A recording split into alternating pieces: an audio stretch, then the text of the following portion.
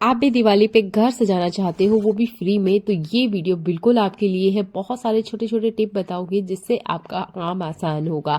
Hello, good morning viewers, welcome to back my YouTube channel. देखिए, दिवाली आने से पहले ना हम घर को अच्छे से बढ़िया क्लीन करते हैं, पर रोज के काम में एक आदत आप ले लेंगे ना, तो आपका जो काम है वो आसान हो जाएगा। जब भी आप बर्तन क्लीन करते हो तो देखिए, आपके किचन काउंटर पे या किचन में कुछ ऐसे बर्तन निकलते हैं जो डेली ना खाली होते हैं। देखिए, आज मेरे किचन में 3 बर्तन खाली हुए थे।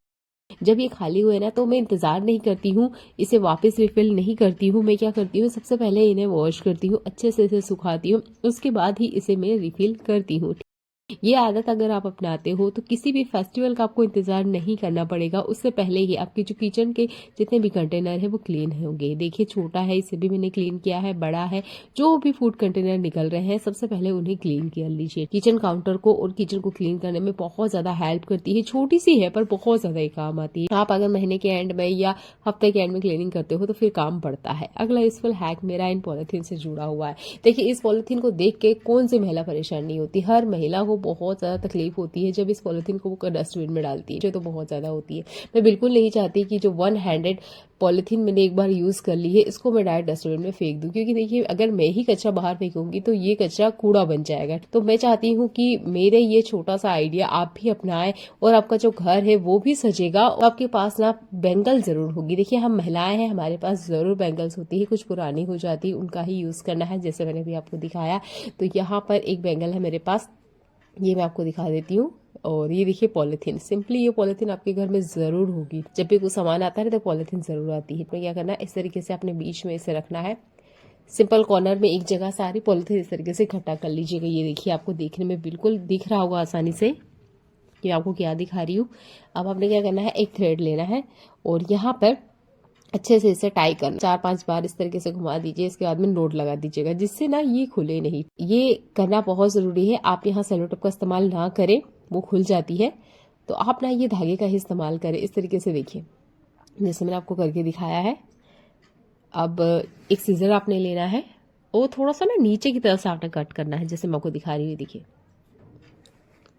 अपने हाथों को ध्यान से देखिएगा, आपको बराबर समझ में आएगा कि एक बेकार पॉलिथीन और जो वेस्ट चूड़ी है उसका मैं क्या यूज करके दिखा रही हूँ। ये देखिए, कुछ इस तरीके से बन के रेडी होगा। यहाँ पर मैंने आपको पॉलिथीन का यूज करके बताया है। अगर आपके पास कोई कपड़ा है तो उसका भी आप यूज कर सकते हो। ठीक है, बेकार कपड़ा था, इसका मैं यूज करके बता रही हूँ।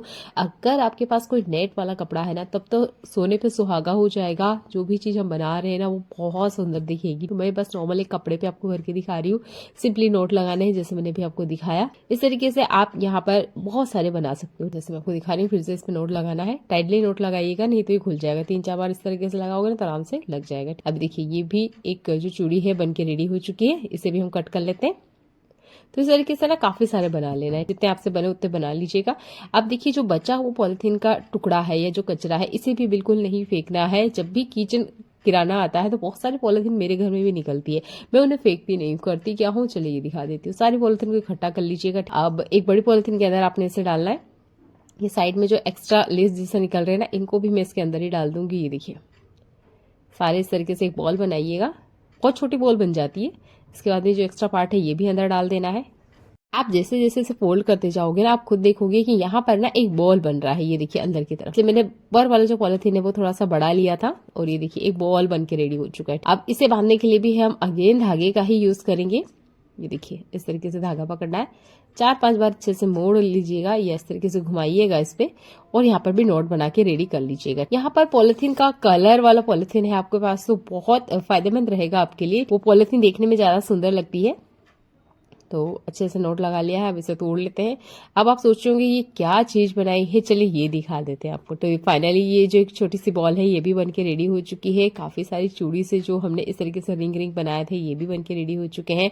आपने करना क्या है, इन्हें अरेंज करना है, जैसे मैं आपको दिखा रही हूँ उस तरीके से अरेंज कीजिएगा। मेरे पास एक फैब्रिक था तो इससे भी मैंने बनाने की कोशिश की थी, पर थोड़ा सा कम था इसलिए मैंने 2 ही चूड़ी का इस्तेमाल किया। अब आपने क्या करना है, इन चूड़ियों को इस तरीके से पकड़ना है के ऊपर एक। अब मेरे पास 2 कलर है इसलिए मैं यहाँ पे व्हाइट और green, white green white green ऐसे कर रही हूँ। अगर आपके पास एक कलर की है तो चलेगा, कोई दिक्कत नहीं है, वैसे भी आप कर सकते हो। ये देखिए, मैं व्हाइट ग्रीन कुछ इस तरीके से पकड़ के आपको दिखा रही हूँ। तो मैंने कुछ इस तरीके से इसे पकड़ा है और ये देखिए इस तरीके से हाथ में आपने पकड़ के रखना है। ये जो छोटा सा बॉल बना के रेडी किया है ना, इसे भी हमने इस तरीके से पकड़ लेना है। अब यहाँ पर आपने इस थ्रेड का यूज नहीं करना है, ये थोड़ा कमजोर आता है, तो आप ना कोई लेस या कोई इस तरीके का धागा लीजिएगा जो कि थोड़ा सा मजबूत हो। ये मैक्रम का एक धागा है मेरे पास, तो इसका मैंने यूज किया है ताकि जो हम नोट लगाए ना वो खुले नहीं। जो इससे पहले हमने चूड़ी के ऊपर नोट लगाया था ना, वो धागे से लगाई थी, चलेगा क्योंकि वो सिंगल एक ही चूड़ी के ऊपर हम लगा रहे थे।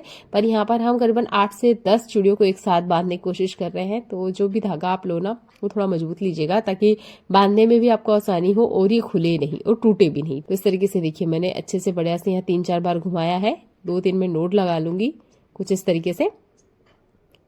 अब अगर आप इसे ध्यान से देखोगे तो ये देखिए कुछ इस तरीके से ये बन के रेडी हुआ है।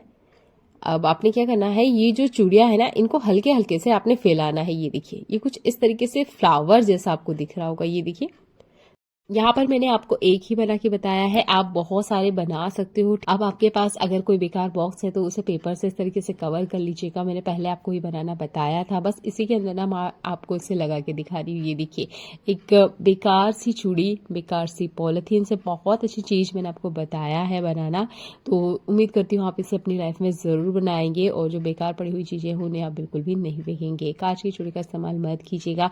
यहाँ है ना मैंने और भी चीजें बनाई है, वो मैं आपको दिखा देती हूँ। तो ये भी बेकार पड़ी चूड़ी ही है, उसी का मैंने इस्तेमाल किया है। लेस से अच्छे से मैंने कवर कर दिया है। एक सिंपल सा मैक्रम का धागा लिया, कुछ बीट इस तरीके से डाले, 3-4 लटकन मैंने नीचे की तरफ डाली, 2 चूड़ियों को ज्वाइंट किया और बीच में कुछ इस तरीके से बांध दिया।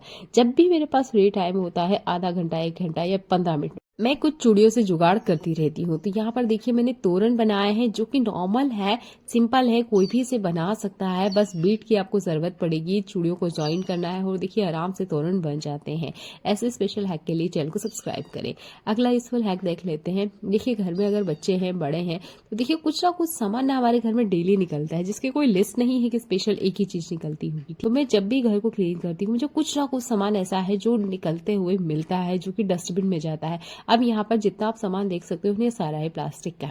एक क्लेचर है जो टूट चुका है, ये दवाई की ऊपर वाली ढक्कन है। अभी यहाँ पर ये एक कुछ भी छोटा मोटा सामान है। अब टॉयज के भी कुछ पार्ट है, बोतल का एक कटा हुआ पार्ट है। तो ये जो इस तरह का कचरा हमारे घर से निकलता है ना, इस तरह के प्लास्टिक के कचरे को डस्टबिन में नहीं फेंकना चाहिए। ये वहां पर ना बिल्कुल कचरे का ढेर बनता है और इससे बहुत सारे लोग ना हाथों से बीनते हैं, जिससे वो बीमार भी हो जाते हैं। कि उनकी मजबूरी है या क्या है, वो बीनते हैं। तो आप ना एक काम कर सकते हो, जब भी आपके घर से कचरा निकलता है, इस तरह का कचरा ना आप सेपरेट कर लीजिए, अलग कर लीजिए। हम गीला कचरा अलग करते हैं, सूखा कचरा अलग करते हैं, उसी तरीके से जो प्लास्टिक के सामान का कचरा है ना, जो कि अक्सर हमारे घर से डेली निकलता है, इसे भी आपने सेपरेट करना है, अलग करना है, इकट्ठा कर लीजिएगा जब आपके पास टाइम हो।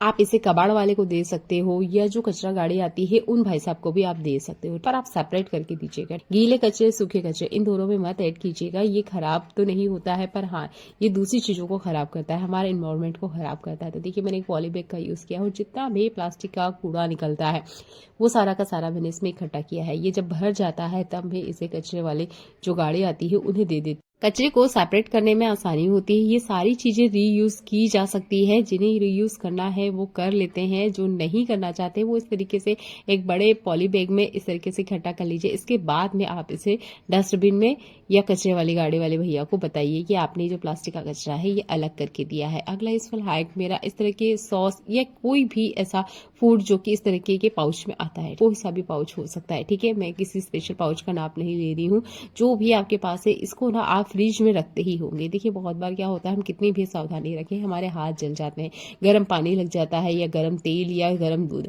या नहीं चाहते हुए भी हमारा हाथ तवे से लग जाता है, तो उस टाइम ना काफी ज्यादा जलन होती है। तो इस तरह के पाउच में आपके घर में फूड जरूर आता होगा। आपने क्या करना है, जब भी आपके हाथ में कुछ भी जलता है या कुछ भी लगता है या कुछ भी जलन होती है, तो आपने क्या करना है, फटाफट से ये जो इस तरह का शीशे होता है ये काफी ज्यादा ठंडा होता है, आपने लाना है और इस तरीके से लगा लेना है। अगर आप बर्फ लगाते होंगे तो आपने देखा होगा, एक तो वो पानी छोड़ती है, गीली होती है, ऊपर से जिस जगह पे हमें लगी हुई है वहां पर काफी ज्यादा पानी पानी हो जाता है, इसकी वजह से इन्फेक्शन भी होता है। पर इस तरह का अगर कोई शीशे है, पाउच है, तो उसका आप इस्तेमाल बराबर कीजिएगा। घर में छोटे बच्चे हैं, उन्हें टीका लगा है और बर्फ की सिकाई करनी है, तब भी आप इस शीशे का ही इस्तेमाल करें, डायरेक्ट बर्फ का इस्तेमाल ना करें। बहुत ज्यादा ठंडी होती है, बच्चों को उससे उल्टा बुखार आ जाती है। घर में बच्चे हैं तो पेंसिल का इस्तेमाल करते ही हैं। बच्चे पेंसिल का इस्तेमाल करते हैं, उसके साथ उन्हें रबर भी चाहिए होता है। अब क्या होता है, छोटे बच्चे होते हैं, वो ठीक से ना रबर अपने साथ नहीं रख पाते हैं। अगर आप उन्हें दे भी दोगे ना तो वो लिखते लिखते ही घुमा देते। ये बच्चों में एक आदत सी होती है और इसके लिए फिर वो हमें बार बार आवाज देते हैं कि मम्मी रबर चाहिए। अब देखिए, हमारे पास इतना टाइम तो होता नहीं है कि हम बच्चे के साथ कंटिन्यू बैठे रहे। हमारे घर और किचन के काम होते हैं, तो हम ना साथ साथ में दूसरे काम भी करते हैं। यहाँ पर मैंने अपने चैनल का नाम लिखा है, प्लीज चैनल को सब्सक्राइब कर लीजिएगा। ऐसे में ना बच्चे डिस्टर्ब होते हैं, तो आपने क्या कीजिएगा, ये जो मिठाई के डिब्बे के साथ रबर आता है, इसका इस्तेमाल करना है। जितनी भी पेंसिल है उसके ऊपर आप इस तरीके से लगा दीजिए। ये देखिए, बच्चों की आदत ही होती है, बच्चे ना रबर साथ में नहीं रख पाते हैं, बार बार वो घुमा देते हैं या रखने में आ जाता है, तो इसकी वजह से ना वो हमें बार बार आवाज देते हैं। होमवर्क जितना नहीं करते उससे ज्यादा तो वो हमें आवाज देते हैं कि मम्मी रबर कहाँ है। पर अगर आप इस तरीके से ये जो मिठाई के डिब्बे वाला रबर है पेंसिल के ऊपर लगा दोगे तो आपका भी काम आसान होगा, बच्चे का भी। देखने के लिए धन्यवाद।